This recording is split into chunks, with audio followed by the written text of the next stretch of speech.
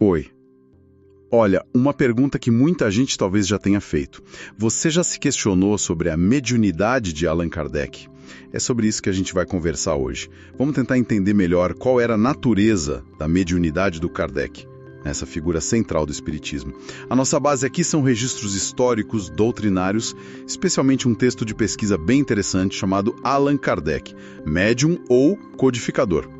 Porque existe esse debate, né? Kardec foi só o organizador super rigoroso, o codificador? Ou será que ele também recebia informações direto dos espíritos, como um médium?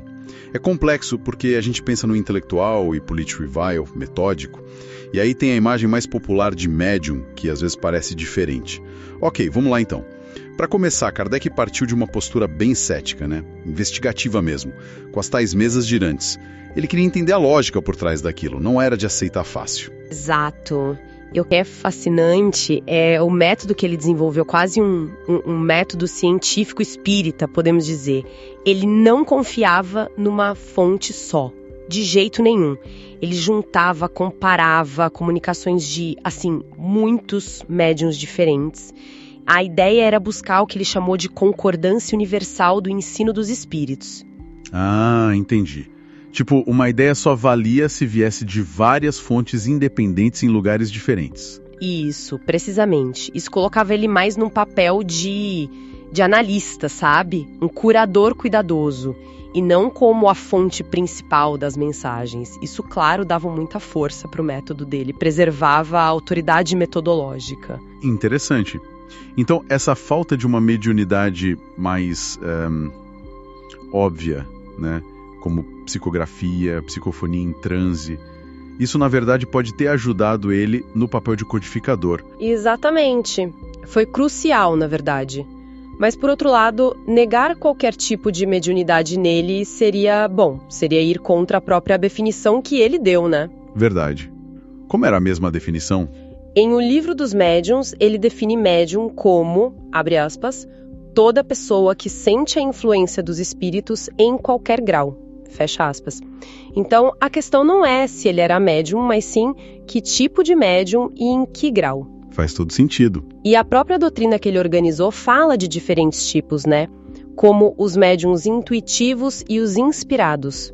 O intuitivo, ele capta as ideias mentalmente como um pensamento que surge e aí expressa com o estilo dele, consciente do que está fazendo. Meio como um intérprete. Já o inspirado, a influência é mais sutil ainda. É um fluxo de pensamento que meio que guia a reflexão, sabe? E você acha que esses tipos se aplicam a Kardec? Parecem se encaixar muito bem, sim. Especialmente o intuitivo. E aqui a coisa fica realmente interessante. Porque tem uma passagem na Revista Espírita, de maio de 1859, onde um espírito descreve ter visto Kardec escrevendo, sabe? E enquanto ele escrevia, outros espíritos estavam ali soprando, sugerindo as ideias para ele. Mesmo que o próprio Kardec, na hora, achasse que eram conclusões dele mesmo, do raciocínio dele. Sim, essa passagem é fundamental. E o mais incrível é que na nota de rodapé, o próprio Kardec confirma.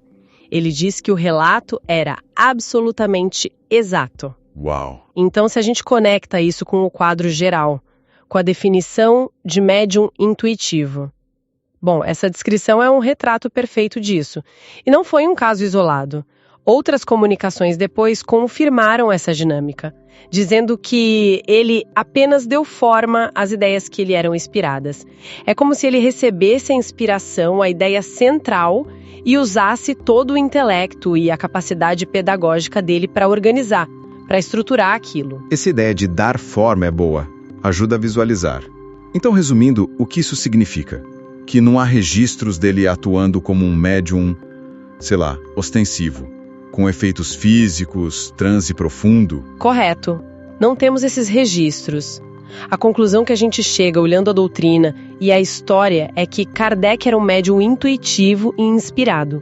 E essa faculdade, por ser mais sutil, foi essencial. Permitiu que ele mantivesse o olhar crítico, o rigor intelectual, o que deu ao espiritismo esse caráter filosófico, racional. E essa conclusão desafia um pouco aquela visão mais simplista, né? Ou é uma coisa ou é outra.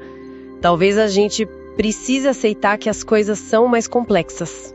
Portanto, a resposta para a nossa pergunta inicial não é tão simples, né? Não é um sim ou não direto.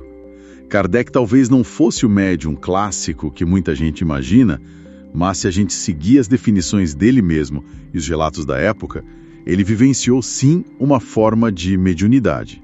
E ela foi fundamental para o trabalho dele como codificador. Ele usou a mediunidade dos outros para coletar e a dele, intuitiva, para organizar e dar a forma final. Exato. E isso levanta uma questão bem importante, eu acho, sobre como essas interações espirituais podem ser complexas, né? E como os papéis podem ser muito mais fluidos, mais sutis do que esses rótulos que a gente tenta colocar às vezes. Verdade. Fica aí uma reflexão então. Será que reconhecer essa mediunidade intuitiva em Kardec muda a nossa percepção sobre todo o processo intelectual e espiritual por trás da criação da doutrina espírita? Como isso reconfigura a imagem dele? Uma análise fascinante, sem dúvida. E para quem ficou curioso e quer ler mais sobre esses registros que a gente comentou, olha, caso tenha se interessado sobre o assunto e queira saber mais, acesse nosso catálogo de artigos. Lá você irá encontrar um texto de pesquisa realizada sobre isso.